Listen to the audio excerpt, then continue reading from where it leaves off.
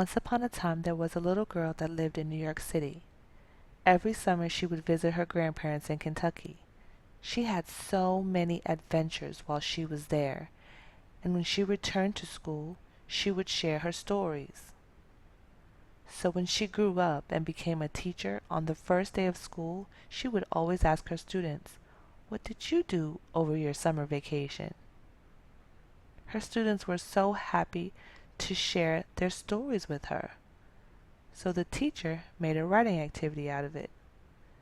She called it a story starter. But the students would cry and complain when they had to write their stories down. And their stories were so much more colorful when they shared them aloud.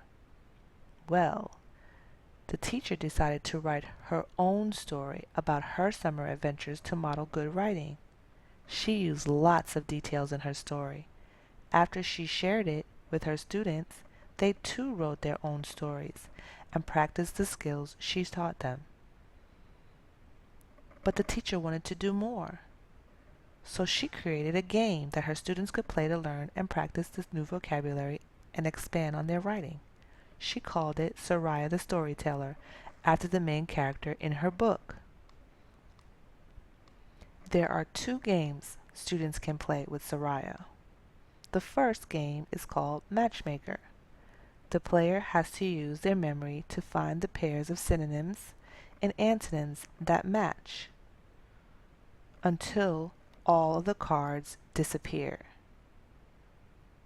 The second game is called Finish My Sentence, where you have to complete the sentence using words that relate to your five senses.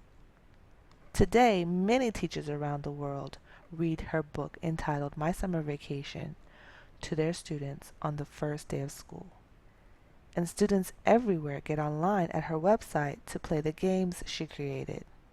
They practice the important writing skills they learn while having fun.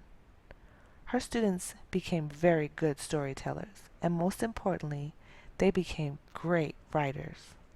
The end.